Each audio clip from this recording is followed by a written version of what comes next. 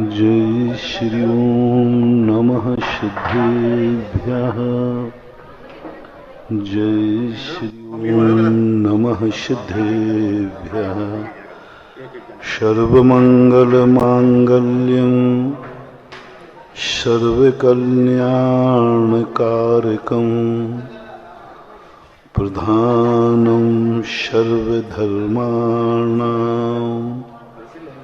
जैनं जयतु शासनं। जैनं जयतु शासनं। पंच परमेष्टि भगवान की आचार्य श्री गुरुवर कुंद कुंद महाराज की आचार्य श्री गुरुवर विद्यासागर महाराज की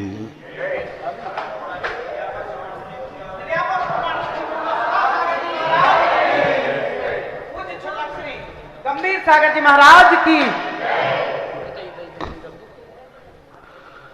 दैनिक प्रवचनों की श्रृंखला में कल अपन जब भी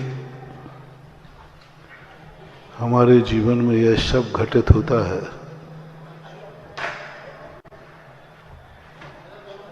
तब हम उस चीज को नहीं समझ पाते हैं अनचाहा घटित क्यों होता है। उस अनचाही की जो घटना होती है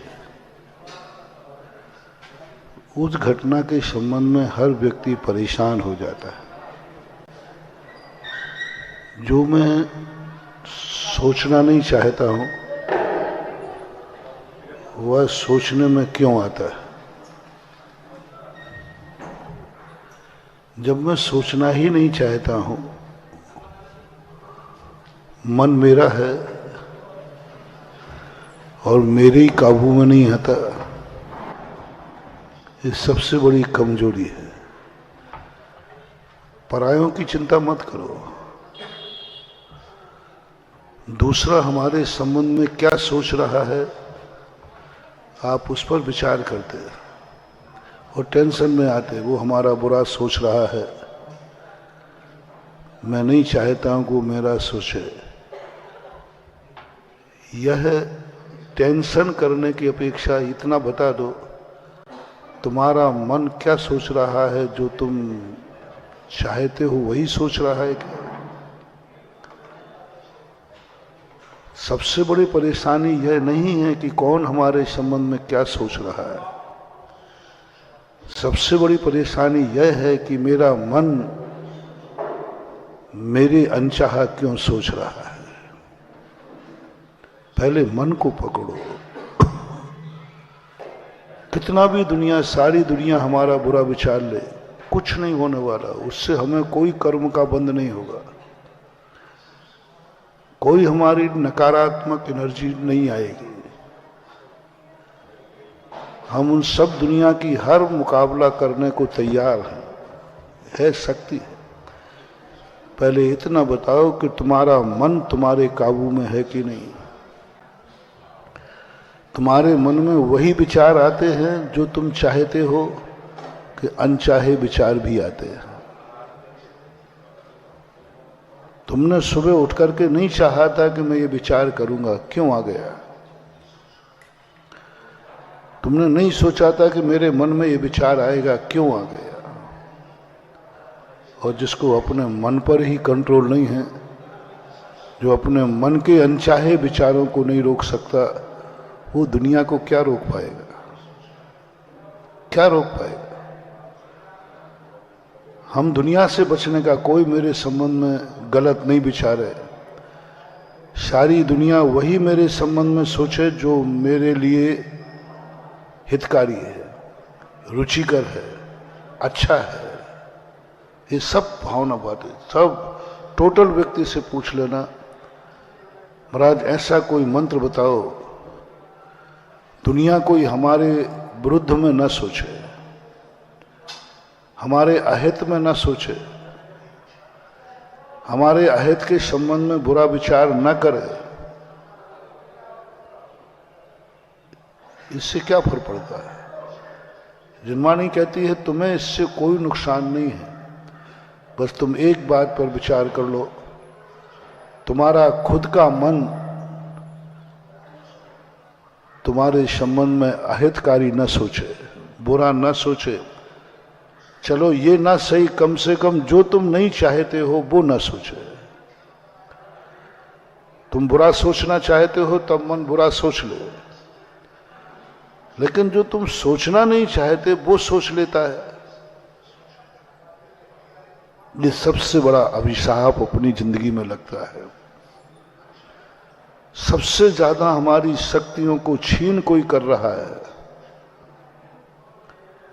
हमारे पास इतने कमजोर भी नहीं है कि हमारे पास कोई शक्तियां नहीं हैं। हम इतने दरिद्र भी नहीं है कि हमारे पास कुछ भी नहीं है। हम इतने भाग्यहीन नहीं है कि हमारे पास जीने लायक भी जिंदगी नहीं है। इतना मत समझना।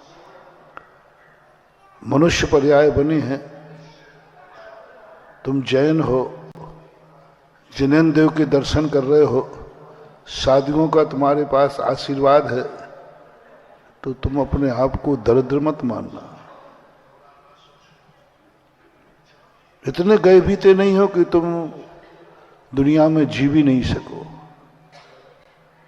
लेकिन तुम्हारी परेशानी का कारण है तुम्हारा खुद का मन।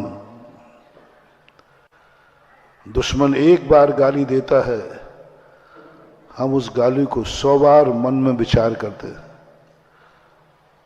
दुश्मन गाली देके भूल जाता है, लेकिन हमें जिंदगी भर याद रहती है। वो एक बार देके चला गया, अब हमारे मन में घूम रहा है, उसने ये कहा, ये कहा, ये कहा। तो यही सबसे बड़ी जिंदगी में हमारे लिए हमारे पुण्य को तय करता है। हमारी कमाई है, जैसे कल कहा था, हमारे पास बहुत कमाई लेके आए हैं हम, बहुत कमाई। वैसे ही पूंजी अपने पास बहुत है, और वर्तमान में इतना ब्याज आ रहा है, इतना ब्याज आ रहा है, ब्याज ही नहीं खा पाओगे जिंदगी में। और नई जो कमाई है उसको तो गिनना ही मत। पुरानी कमाई भी इतनी है हमारे पास कि उसका ब्याज भी खाएंगे तो जिंदगी निकल जाएगी। और जो लोग नई कमाई करते हैं, नए अच्छे कार्य करते हैं, भगवान का हम जो प्रतिदिन दर्शन करते हैं, ये नई कमाई है हमारी, पुरानी नहीं। पुरानी कमाई में तो हम जैन कुल में जन्म गए, भारत देश में जन्म गए, त्रस पर्याय में जन्म गए, मनुष्य पर्याय में जन्म गए। इन सब का जो ब्याज है वो बहुत जबरदस्त है। और नई कमाई और हम करने लगे, भगवान का दर्शन करने लगे, अभिषेक करने लगे, प्रवचन सुनने लगे, माला फेरने लगे, दूसरों पर उपकार करने लगे, किसी गरीब को देख करके उसका उपकार करने लगे, किसी बीमार को देखकर दवाई करने लगे, किसी रोगी को देख करके निरोग करने का भाव आ गया। ये पुरानी कमाई नहीं है। ये कौन सी है? नई कमाई है, पुराना धंधा नहीं है। पुरानी कमाई तो अपन को मिल चुकी जहां हम हैं। अब जो यहां आने के बाद तुमने कार्य किया, ये 4 दान, 6 आवश्यक क्रियाएं, ये सब हमारी नई कमाई है। नई कमाई, पूरी नई कमाई है। सुबह उठ करके आपने 1 बार नमोकार मंत्र पढ़ा, ये नई कमाई है। सुबह उठ करके आपने एक भिखारी को 1 रोटी दे दी, ये नई कमाई है। सुबह उठ करके आपने कहा कि कोई गिर गया था, उसको हाथ पकड़ के उठा दिया, ये नई कमाई है तुम्हारी। किसी बीमार व्यक्ति को देखा और तुमने उसकी दवाई करा दी, ये नई कमाई है। 2 व्यक्ति लड़ रहे थे, तुमने समझा दिया, ये नई कमाई है।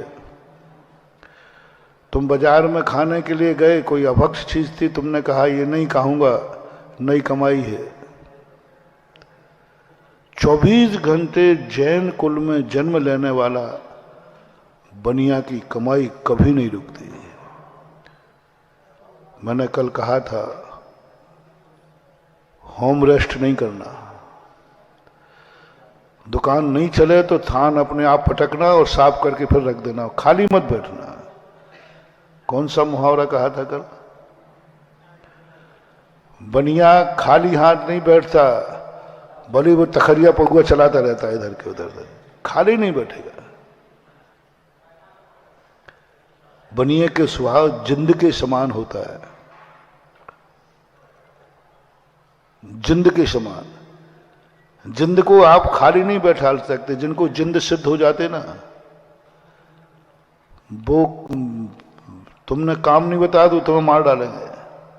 वो कहते काम बताओ। अब उसको 1 सेकंड लगता काम करने को, कहते काम बताओ, नहीं कमाऊंगा तुम, मैं खाली नहीं बैठूंगा। तो एक नशा नहीं लगा देता है सिद्ध करने वाले। जिंद को सिद्ध करने का एक, सिद्ध करने के पहले ये सोच लेना कि तुम जो काम बताओगे वो कर देगा। फिर वो कहे काम बताओ, तो उनको कहा गया है कि एक सीढ़ी लगा देना। बोले जब तक हम मना नहीं करें इस पर चढ़ता रहे उतरता रहे। वो जिन चढ़ता रहता उतरता रहता चढ़ता रहता, उसको काम चाहिए, खाली नहीं बैठेगा। सरसों के दानों में कोई दाने मिला दो और बोले इनको अलग अलग करो, एक एक करके बीन के करना है, ऐसे नहीं फूंक के नहीं करना। वो करता रहता है। बस तुम भी एक जिंद बन जाओ। जिंदगी में होम रेस्ट नहीं, जिंदगी में हताश मत बैठो। एक्सीडेंट हो जाए तो पुलिस वाले क्या करते हैं? जाम कर देते हैं? नहीं, साइड से रास्ता निकाल देते। साइड से रास्ता निकाल देते, चलो आगे बढ़ो, वो तो हो गया, एक्सीडेंट हो गया। बस ऐसा ही व्यक्ति ने ये जान लिया कि जो कुछ हमारी जिंदगी में, अगर उसको साइड में करो, एक्सीडेंट है, आगे बढ़ो, नई कमाई चालू करो। और जैन कुल में जन्म लेते ही सबसे पहले 45वें दिन नई कमाई चालू होती है, मंदिर चला जाता है। कितने अभक्ष, कितने पापों से बच, जैन कुल में जन्म लेने मात्र से व्यक्ति कितने पापों से बच गया। किसी मांसाहार कुल में, किसी शराबी के कुल में, किसी जुआड़ी के कुल में, किसी डाकू के कुल में जन्म जाते तो जन्म से ही पाप कर रहे होते, जन्म से ही पाप कर रहे। और यहां जो तुम सिखाया जाता है, कुछ ना कुछ करते रहो, नई कमाई करो, और तुम्हारी नई कमाई हो रही है, क्योंकि हम लोगों ने तुम्हें संस्कार ही दिए। और मेरा तो नेचर है बासी कमाई खाना ही नहीं, उसको तो रख ही रहने दो। बाप की कमाई पर कभी अपनी जिंदगी मत चलाना, उसको तो एफडी में डाल दो बकत मौका के लिए, दान पुण्य करने के लिए। उससे कमाई करो, उसका भोग मत करो। पूर्व भव की, अपने पूर्वजों की कमाई का से कमाई करो, भोग मत करो। बाप की कमाई भोगी नहीं जाती, बाप की कमाई से कमाई की जाती है। कमाई करो, उस कमाई से। बाप की संपत्ति को कभी कमाना नहीं, उसको ऐसा इन्वेस्ट करना कि उससे जो कमाई आए वो कमाई तुम उपयोग करना। उसको अपने जीवन में लाओ कि अपनी इससे कैसे कमाई बनाए। पिताजी मिले हैं, उनका तुम सहारा मत लो। पिताजी, जैन कुल में जन्म लेकर पिताजी से ये सीखो कि जो पिताजी ने का दिया है उससे मैं अपनी कमाई कैसे करूं। पिताजी ने मुझे जन्म दिया है, अब मैं जैनी कैसे बनूं, ये हमारी कमाई है। मैंने अभी टीकमगढ़ में कहा था, जैन बनना और जैनी बनने में अंतर है। जैन तो तुम्हें कर्मों ने बना दिया, जैन तो तुम्हारे पूर्व कर्म के कर्म हैं, अब तुम्हें जैनी बनना है।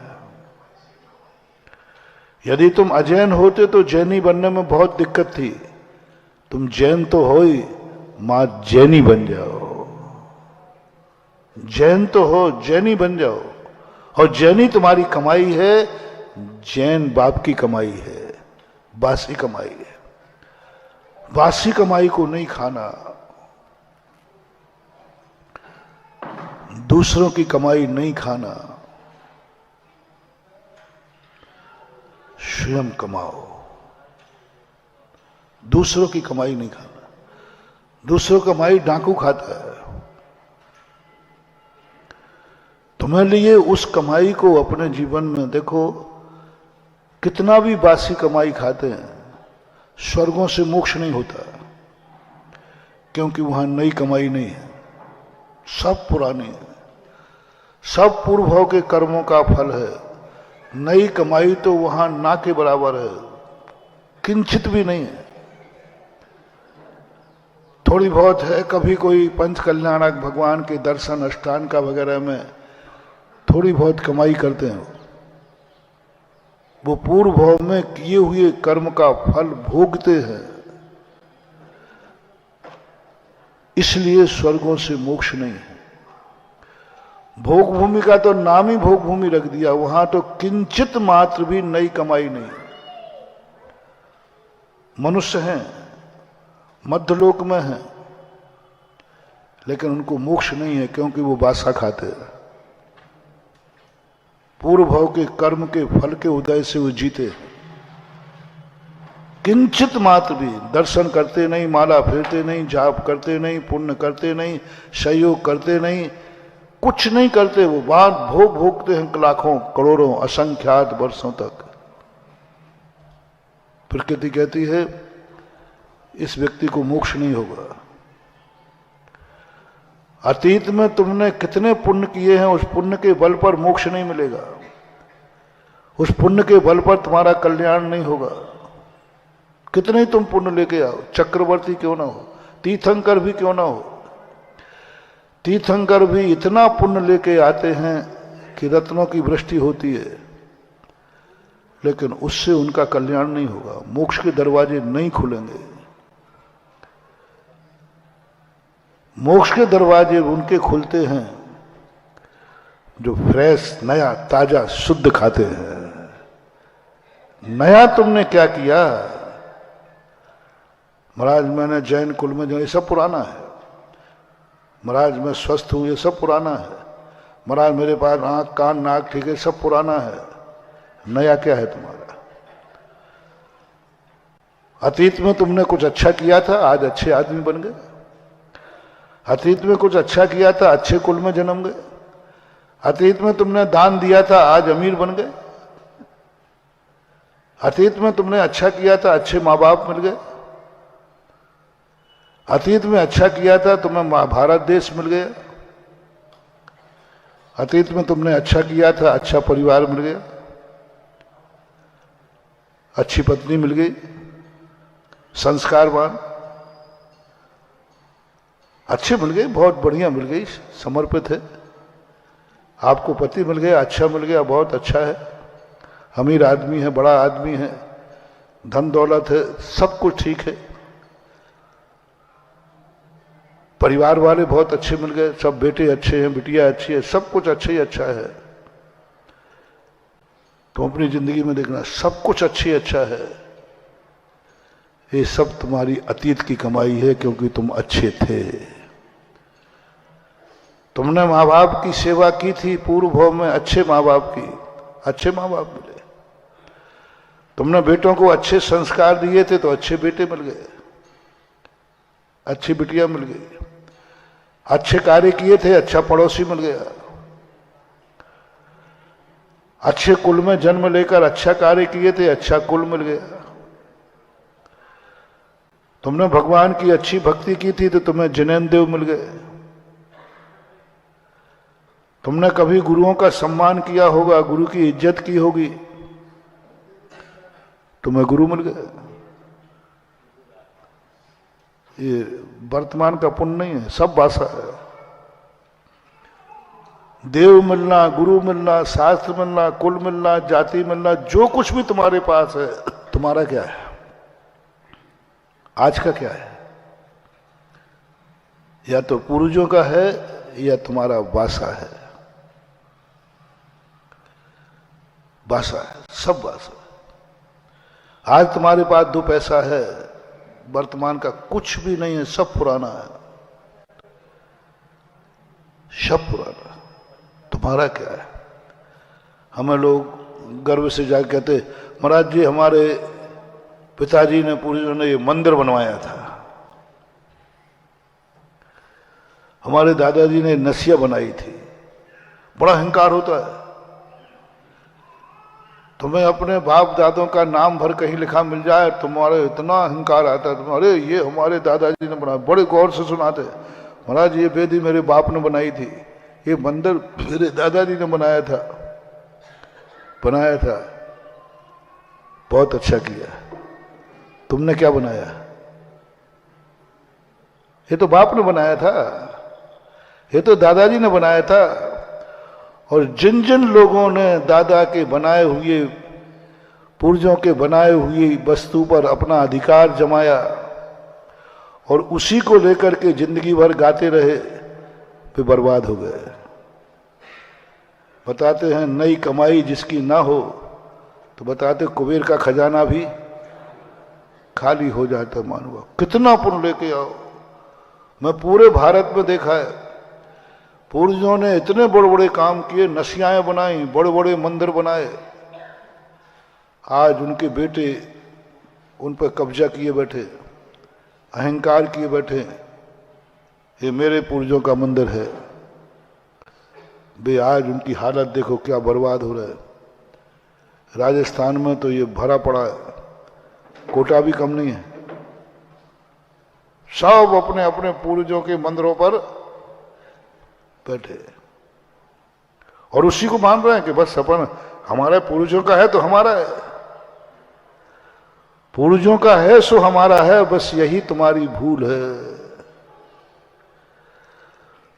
पूर्वजों का है इसलिए हमारा है, यही तुम्हारी भूल है। ये हमारे पूर्वजों का है, इससे कमाई करो। मैंने पहले ही कहा, पूर्वजों की संपत्ति से उपभोग मत करो, पूर्वजों की संपत्ति से ख्याति प्राप्त मत करो, पूर्वजों की संपत्ति को लेकर अहंकार प्राप्त मत करो कि हमारे पूर्वजों ने ये मंदिर बनाया है। पूर्वजों की संपत्ति से कमाई करो, नई कमाई करो कि मेरे पूर्वजों ने मंदिर बनाया है, इससे मैं नई कमाई करूंगा, मैं प्रतिदिन यहां पूजन अभिषेक करूंगा। पूर्वजों ने बनाई संपत्ति और पूर्वजों ने मंदिर बनाया है। यदि मैं असली पूर्वज हूं तो मैं भी एक मंदिर बनाऊंगा। यह है तुम्हारी कमाई। पूर्वजों की संपत्ति पर मलकियत मत करो, मत गाओ ये गुणानुवाद के मेरे बाप कितने अच्छे हैं। तुम जानते नहीं हो मेरे पिताजी तू बोलती थी, मेरे उस पिता का, उस वंश का, उस कुल का वंशज हूं। बर्बाद हो जाओगे मान लो। गजब की बात पूज्यवर समंतभद्र महाराज ने कही। सम्यक दर्शन के अंगों में मैंने कहां से डेवलप किया है? आगम से ही। वहां से सूत्र मिला मुझे। एक सूत्र तो हमें वही मिला जो तुम्हें बता दिया, जो भाग्य का खाते हैं, जो बासा खाते हैं, उनको कभी मोक्ष नहीं होता। दूसरा मिला, जो पूर्वजों की जो संपत्ति तुम्हें पुण्य कर्म से मिली है, उस पर यदि तुम्हें अहंकार है, उसका तुम उपभोग कर रहे हो, तो तुम बर्बाद हो जाओगे। सम्यक दर्शन भी खत्म हो जाएगा। 2000 वर्ष पहले पूज्यवर समंतभद्र ने गजब का सूत्र दिया। उन्होंने सम्यक दर्शन को मलिन करने के लिए क्रोध को नहीं लाया, लोभ को नहीं लाया, मायाचारी को नहीं लाया, मद को लाया। गजब का सूत्र है। इस सूत्र पर जब चिंतन करते हैं तो सोचते हैं क्रोध से सम्यक दर्शन मलिन होता है, ये क्यों नहीं कहा? मायाचारी से नहीं कहा, लोभ से नहीं कहा। बोले ये कोई बड़ी बात नहीं, क्रोध आ सकता है, कोई व्यक्ति उसको हानि पहुंचाए तो मजबूरी में क्रोध करना पड़ता है, कोई उसकी वस्तु छीन ले तो क्रोध आ सकता है। क्रोध से सम्यक दर्शन मलिन की चर्चा उन्होंने नहीं की। मायाचारी भी तुम्हें करना पड़ती कई बार, मायाचारी के बिना जिंदगी नहीं चलेगी। गृहस्थ तो खास तौर से, बच्चे का भी पालन करना है तो मायाचारी से ही होगा। यदि तुमने बच्चे के साथ मायाचारी नहीं की, बच्चा जिंदगी खराब हो जाएगी। हर मां को एक बार कहना ही पड़ता है बाबा ले गया। क्या है ये मायाचारी? यदि मां में ना हो तो बच्चा खो देगी। बच्चा जिद्दी है, मायाचारी करना बाबा बाबा नाम की कोई चीज ही नहीं है, लेकिन कह रहा बाबा ले गया। लोभ बिना तुम्हारी जिंदगी नहीं चलेगी। ग्रस्त हो आपको कहीं ना कहीं लोभ करना ही पड़ेगा। बिना लोभ के आप एक दिन की भी जिंदगी नहीं जी सकते। लोभ आएगा, सुरक्षा का लोभ आएगा, कमाने का लोभ आएगा, खाने का लोभ आएगा, पहनने का लोभ आएगा, सब लोभ आएंगे। इससे सम्यक दर्शन मलिन होता है। सम्यक दर्शन मलिन नहीं होता है इससे। हां, वो अनंतानुबंधी आ जाए वो बात अलग है, लेकिन यहां मान अनंतानुबंधी मान नहीं। ये नहीं कहा कि अनंतानुबंधी मान से सम्यक दर्शन चला जाएगा। वहां तो उन्होंने लिया ही नहीं। क्रोध, माया, लोभ छोड़ दिए। हिंसा, झूठ, चोरी, कुशील, परिग्रह, ये की चर्चा नहीं की कि तुम 5 पाप करोगे सम्यक दर्शन मलिन हो जाएगा। मैंने बहुत चिंतन किया कि मैंने कि भगवान आप कहीं चूक तो नहीं रहे, ये सारे पापी पाप करेंगे। बोले करने देना। ओहो, अविरति सम्यक दृष्टि कहता मैंने कि इसका कुछ भी त्याग नहीं है। बोले नहीं रहने दे, तुझे क्या पड़ रही। और भगवान वो सम्यक दर्शन मिट जाएगा, नहीं मिटेगा। अविरत से कितना क्रोध करा दिया, इतना क्रोध करा दिया, भाई भाई को भी चक्र चलवा दिया। भाई भाई पे चक्र चला, इतना क्रोध कर दिया कि महाभारत रच दिया। लेकिन सम्यक दर्शन खत्म नहीं कराया। मायाचारी, महाभारत में मायाचारी बनी है, पांडवों की तरफ से भी मायाचारी खूब हुई है। ये मत समझना कि मायाचारी नहीं थी। लोभ की भी कोई कमी थी ही नहीं। ये तो पांडवों में भी था, लोभ भी थी। लोभ भी किया है पांडवों ने, ऐसी बात नहीं। मायाचारी भी की है, युद्ध में बहुत बार मायाचारी की है पांडवों के द्वारा। क्रोध की तो सीमा थी ही नहीं, भीम आदि को क्रोध था। लेकिन ये तीनों दुर्योधन के पास भी थी, लेकिन दुर्योधन के पास एक मद था। समंतभद्र महाराज कहते कुल का मद, कुल का मान, मैं उच्च कुलीन हूं। अब ये पुराना है, ये बाप का कुल है, तुम्हारा नहीं है। कुल तुमसे बनता है कि पूर्वजों से बनता है, तो तुम उस पर अहंकार कर रहे हो। मैं उच्च कुलीन, मैं उच्च कुल वाला हूं। मालूम नहीं मेरे बाप दादे कितने उच्च कुल के थे, गया काम से, बर्बाद हो जाओगे। जब जब तुमने ये बात कही कि मेरे पूर्वज उच्च कुल वाले थे, उनकी इज्जत थी, उनकी शान थी,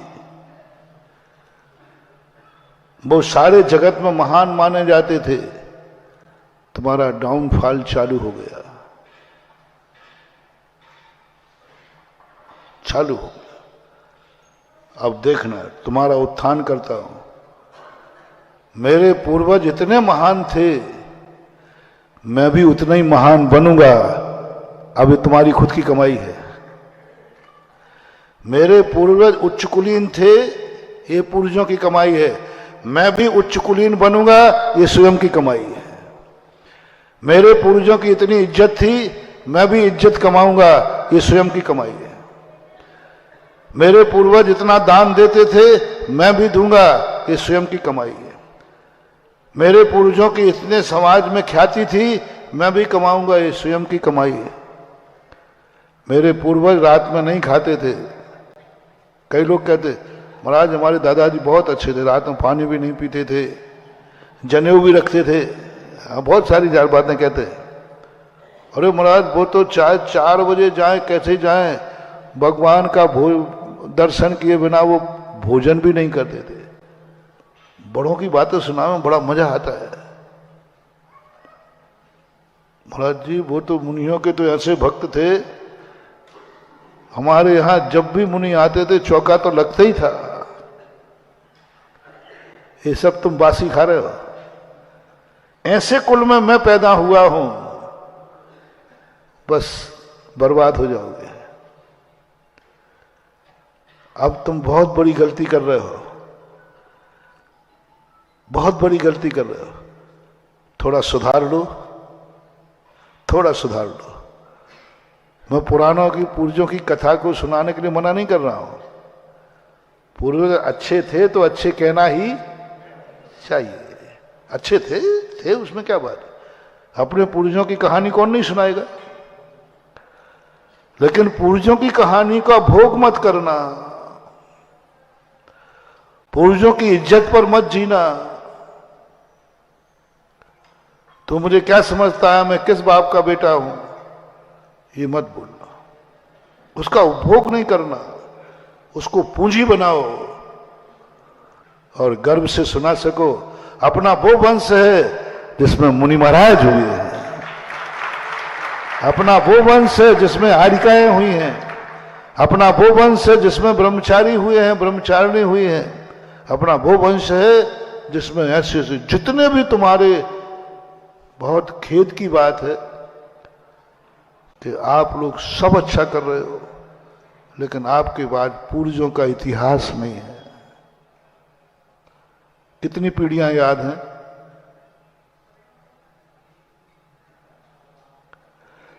बताओ 7वीं पीढ़ी की दादी कौन थी? महाराज ये तो आप ही पुरानी बातें याद रखते रहो। Old and gold. हर व्यक्ति को आज से अभी से लोगों को शुरू कर देना चाहिए, जो भी प्रवचन सुन रहे हैं, वर्तमान पीढ़ी का कुछ इतिहास लिखना शुरू करो। नहीं बन सके जितना याद है अपने बच्चे को सुनाना शुरू करो। जितना भी याद है, जो हो गया वो तो हो गया, भूल गए। अब तो शुरू कर दो कि तुम्हारे पास बेटा बिटिया है, बच्चे हैं, उनको सुनाओ कि दादाजी कैसे थे। जितना याद है तुम पूरी कहानी सुनाओ, 24 घंटे की चर्या सुनाओ। और हम तो 300 पीढ़ी की बात कर रहे हैं, तुम 7 पीढ़ी तक सुना देना। हर घर में नक्शा बनना चाहिए, हर दीवार पर एक वंशावली लिख देना चाहिए। जब तुम अपनी संपत्ति की वसीयत दो तो पूर्वजों की भी वसीयत देना चाहिए कि मेरे वसीयत कैसे थे, मेरे पूर्वज कैसे थे। ये पूज्यवत जिनसेन स्वामी ने लिखा, 8 वर्ष के होते ही सबसे पहले एहसास कराओ, मालूम तो किस देश में जन्मा है, इस देश की विशेषता क्या है। उस देश में जन्मा है जो देश तीर्थंकर लोग जन्मते हैं, जहां 63 लाख का पुरुष जन्मते हैं, जहां सदा भगवानों का विहार होता है, मुनियों का विहार होता है। ये उसको बताओ, ये देश की महिमा बताओ। रोटी कपड़ा और मकान के लिए भारत देश नहीं है। रोटी कपड़ा मकान तो भारत से ज्यादा अमेरिका में है। ये चीजें तो वहां अच्छी मिल जाएंगी। भारत देश की विशेषता क्या है? फिर बताओ तुम अपनी जाति की कि बेटा तुम किस जाति में जन्मे हो।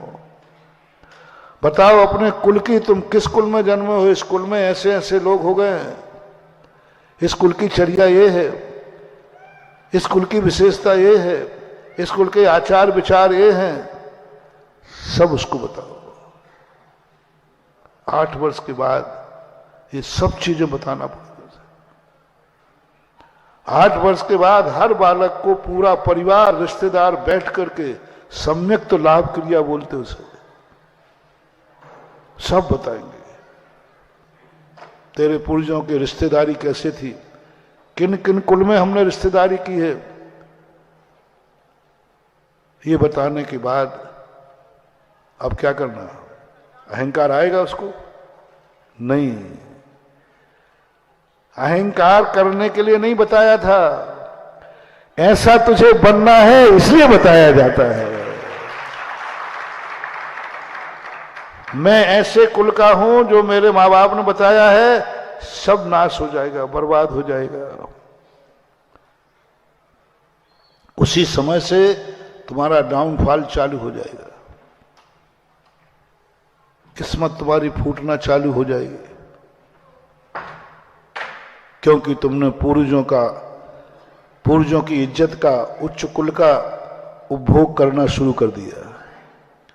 तुम्हें आनंद आ गया ना, अच्छा मैं इस उच्च कुल का हूं, मेरे पूर्वज ऐसे थे। जो तुम्हारे अंदर अहंकार आया, बस यहीं से तुम्हारा पतन चालू हो जाएगा। बस पूर्वजों की कहानी पूरी सुनना, देश की कहानी पूरी सुनना, तुरंत नीचे लगा देना, मैं ऐसे पूर्वज थे तो मैं भी ऐसा ही बनूंगा। बस सब काम, नई कमाई चालू कर ली। किससे? पूर्वजों की पूंजी बनाओ और नई कमाई चालू करो। मेरे पूर्वज उच्च कुलीन थे, मैं भी उच्च कुलीन। वो रात में नहीं खाते थे, मैं भी नहीं खाऊंगा, ये नई कमाई चालू हो गई। वो नहीं खाते थे इसलिए नहीं खाऊंगा। अभी मैंने धर्म की चर्चा नहीं की, अभी धर्म के कारण नहीं कह रहा हूं मैं, अभी धर्मात्मा तो तुम्हें बनाया ही नहीं है। हमारे पूर्वज नहीं खाते थे, ये तुम्हारी पूंजी हो गई, इसलिए मैं रात में नहीं खाऊंगा, ये तुम्हारी कमाई हो गई। किस पर कमाई हुई? पूर्वजों का ब्याज। पूर्वजों की यदि ये पूंजी नहीं मिलती कि वो रात में खाते होते, तो तुम भी रात में खाते होते। वो यदि मांसाहार करते होते तो तुम क्या कर रहे होते? मांसाहार कर रहे होते। वो जो करते, कुल में जो होता वो तुम कर रहे होते। लेकिन पूर्वजों की पूंजी मिली कि हमारे पूर्वज मांसाहारी नहीं थे, हमारे पूर्वज रात में नहीं खाते थे, हमारे पूर्वज अभक्ष नहीं खाते थे, हमारे यहां कोई शराबखोरी नहीं करता था, जुआखोरी व्यसन नहीं करते थे। ये हुई पूंजी। अब इस पूंजी पर कमाई करना है। मैं भी नहीं करूंगा क्योंकि मेरे पूर्वज नहीं करते थे। उनमें कुछ अच्छाई थी क्या? महानुभाव, अपने पूर्वजों की अच्छाइयां जरूर ग्रहण करके रखना और पूर्वजों की अच्छाइयों को जरूर समझ के रखना, और फिर उसके लाना। फिर देखो, मैं तुमसे कोई कहता ना, तुम्हें कोई गाली देवे तो तुम्हें गुस्सा कम आता है, और तुम्हें असली बाप के बेटा हो तो अब देखो साहब बाप पे मत जाना। ऐसा होता है कि नहीं? बाप पे मत जाना। मुझे आपने गाली दे दी, मुझे बुरा कह दिया, चलेगा, 1 व्यक्ति पी जाएगा। लेकिन बाप की बात आ जाए तो, और बाप के बाप की आ जाए तो क्यों? मैंने सोचा क्यों गुस्सा कर रहा है बाप की बात आते ही। इसका अर्थ है उसकी दृष्टि में उसका बाप, उसका दादा, कोई ना कोई अच्छाई उसके मन में बैठी है। मुझे बुरा कह सकते, मेरे बाप को बुरा नहीं कह सकते, क्योंकि वो ऐसे नहीं थे। इससे अंदाज लगाना बाप की बात आते ही आपको बुरा क्यों लगता है, दादा की बात आते ही क्यों बुरा लगता है। अपनी बुराई सुन लोगे, अपने बाप की बुराई क्यों नहीं सुनते हो, क्यों नहीं सुनते हो। समझ लेना महानुभाव, तुम्हारे पूर्वजों में कोई ना कोई ऐसा अच्छा गुण था जिसकी बुराई होती वो तुम्हें गुस्सा दिला रहा है। इसलिए ये बात अपने जीवन, लेकिन उनकी कमाई को खाना मत, खाओगे तो बर्बाद हो जाओगे। एक क्षण को भी नहीं भोगना उनकी कमाई को, उनकी इज्जत को, उनकी शान को। बाप की कमाई खाना नहीं, बाप की कमाई को पूंजी बनाओ और बस वहां एक टाइटल लगा दो, मैं जब उनका वंशज हूं तो मैं भी वैसा ही करूंगा। बस मेरे आचरण भी वैसे ही होंगे, जो जो उन्होंने किया है वो मैं भी करूंगा। बोलो तुम्हारे बाप ने क्या क्या किया, दादा ने क्या क्या किया। पढ़ो, नीचे नोट लगा दो, आज से पुरुषार्थ चालू, क्योंकि मैं ओरिजिनल वंशज हूं, उन्हीं का अंश हूं, उन्हीं का वंश हूं। जब उन्होंने ऐसा किया है तो मैं भी ऐसा करूंगा।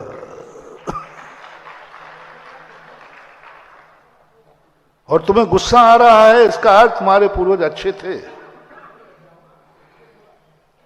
यदि तुम्हें गुस्सा, देखो मैं कहता हूं तुम्हारे पिताजी बहुत शराबी थे। अरे क्या है, तेरा बाप शराबी था, अब था ही, क्या करूं।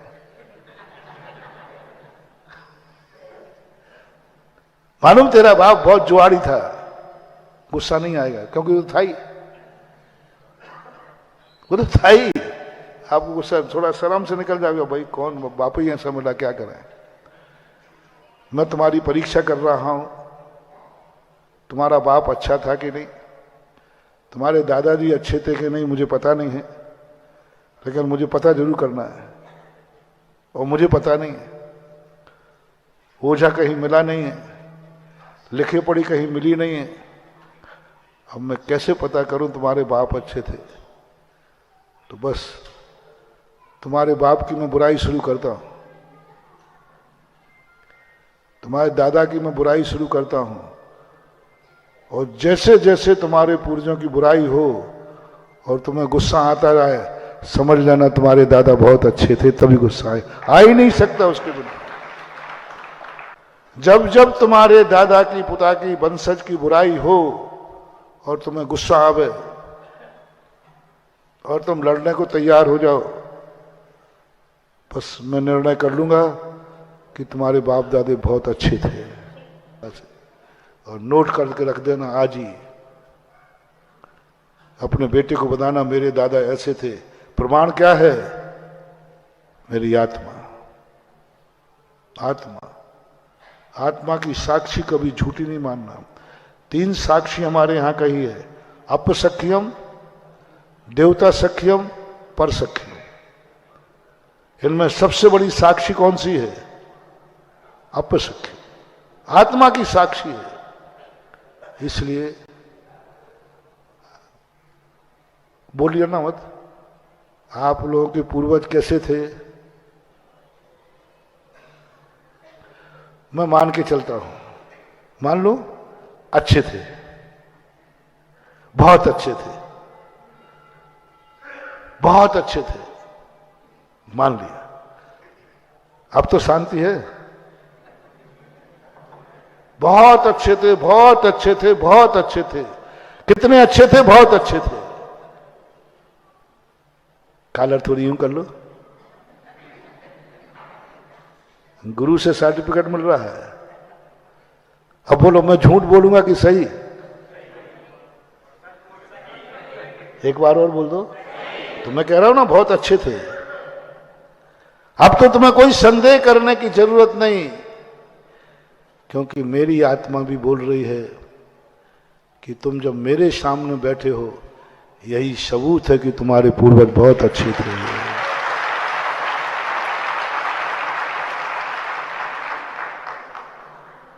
आज तुम अभिषेक का लोटा लेकर भगवान पर अभिषेक कर रहे हो, पक्का है अगले भाव में तुम बहुत अच्छे इंसान थे।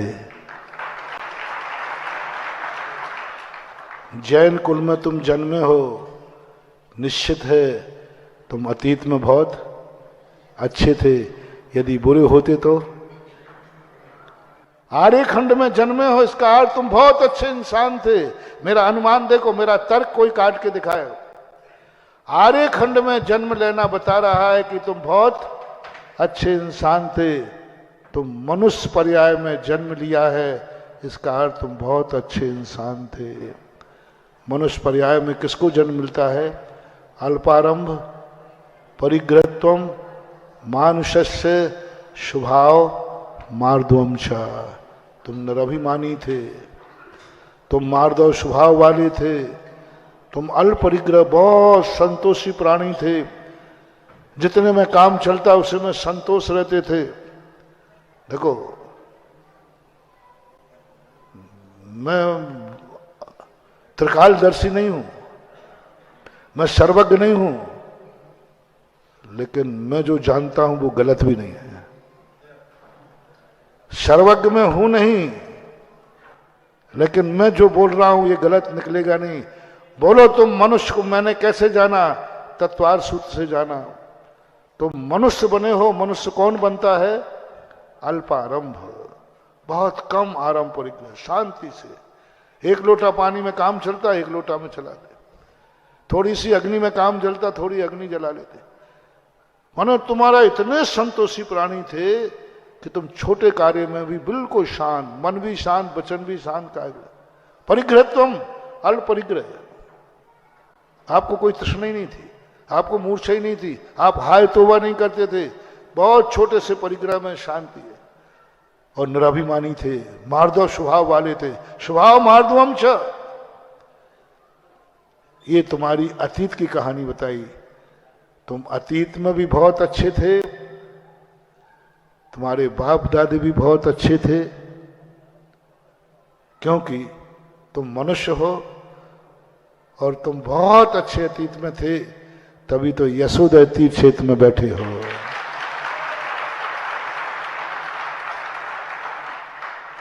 अन्यथा यहां बैठे ही नहीं होते, क्योंकि ये जो अच्छे स्थान होते हैं ना, ये पापियों को नहीं होते, दुर्भाग्यों को नहीं होते, सौभाग्यशाली को होता है। इस पर तुम्हें गर्व है कि नहीं? तुम कल बहुत अच्छे थे, कैसा लगा? तुम्हारे बाप दादे बहुत अच्छे थे, कैसा लगा? थोड़ा जोर से बोलो ना।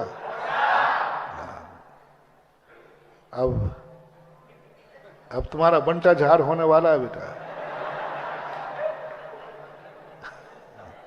समंत्र भद्र महाराज कह रहे हैं, इसी अच्छे होने से तुम्हारा सम्यक दर्शन नाश हो जाएगा, क्योंकि तुम अच्छे थे, तुम्हारे पूर्वज अच्छे थे। ये खतरनाक है, इससे सम्यक दर्शन मिट जाएगा।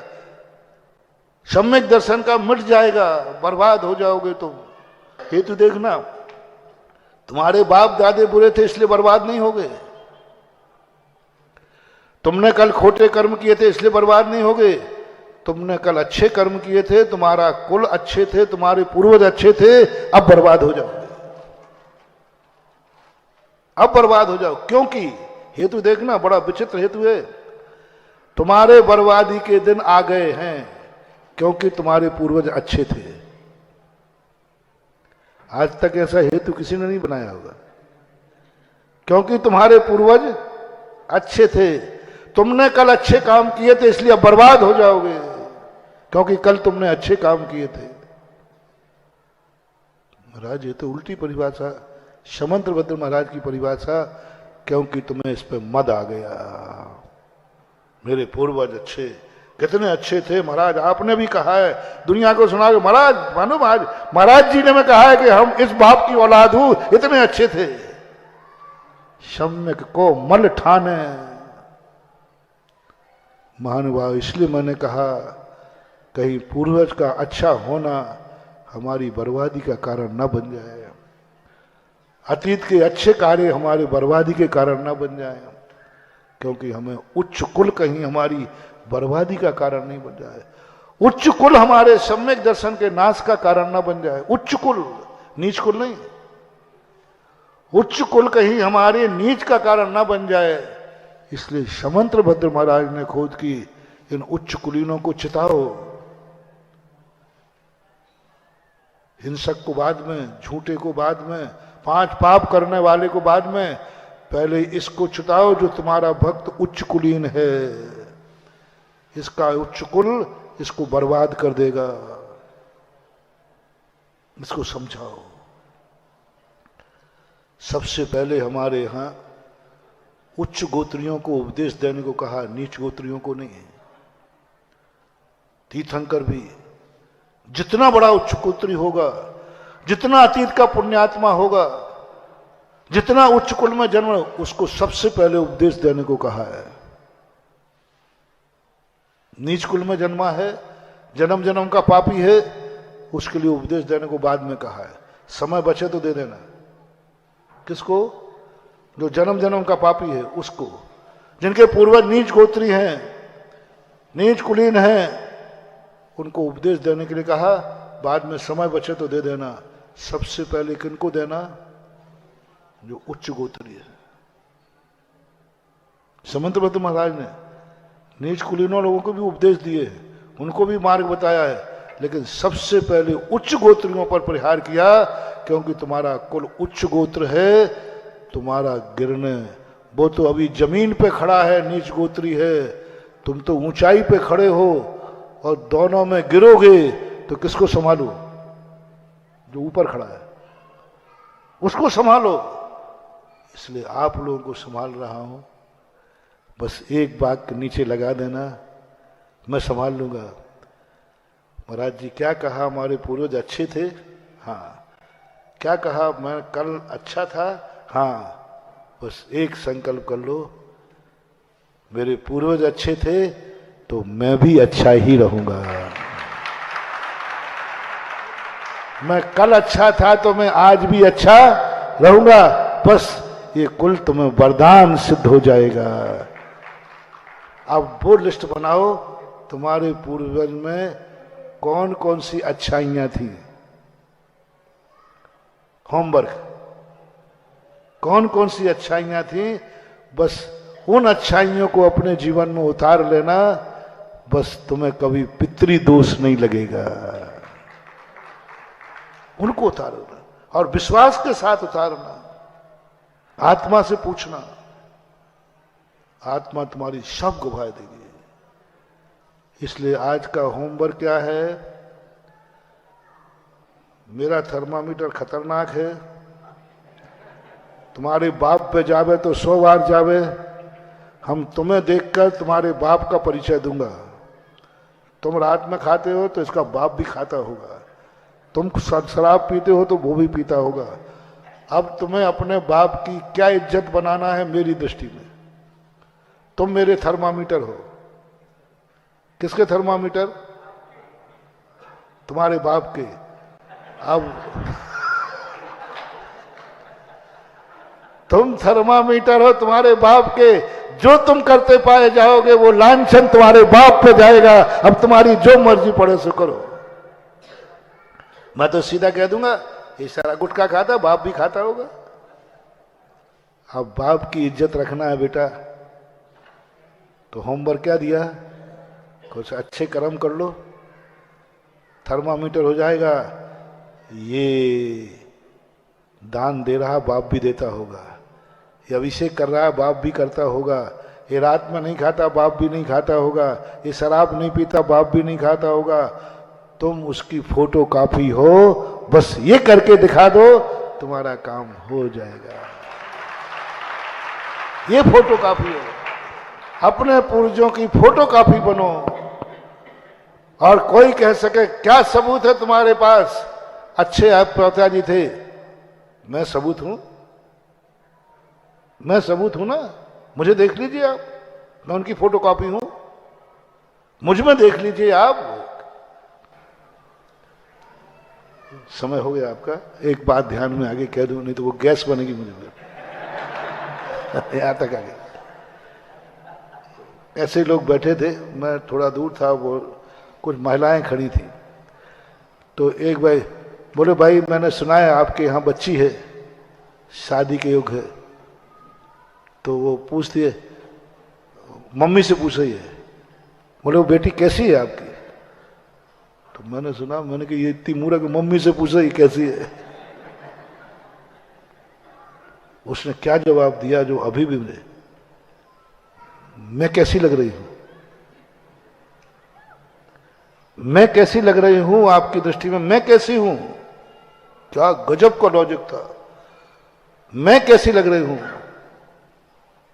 बोले आप बहुत अच्छी लग रही हो, आपके आचरण बहुत अच्छे हैं, आपकी क्रियाएं देख करके बहुत अच्छा लग रहा है, आपका नेचर देख के बहुत अच्छा लग रहा है। तो उन्होंने कहा बस जैसी मैं हूं ऐसे मेरी बेटी है।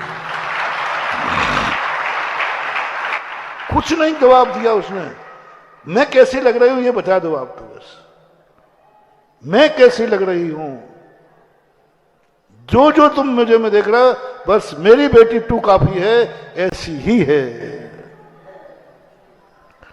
वो कान में शब्द सुना, मन के सारा संसार है। क्या तुम अपने बेटा बिटिया के कह सकते हो? हैं? तुम्हारा बेटा कैसा है? बोला आप मुझे जानते हो? हाँ तुझे तो जानता हूं, और जैसा मैं हूं। क्या कह सकता है कोई बेटा अपने बाप को, मैं बेटा बेटा तुझे बाप कैसा है? बोले महाराज आप मुझे जानते हो? हाँ तू तो बहुत अच्छा है, तो बस बाप अच्छे। एक दूसरे की टू कॉपी बनो तब कहलाता है वंश, तब कहलाता है अंश, तब कहलाती है ये परंपरा। महावीर भगवान की।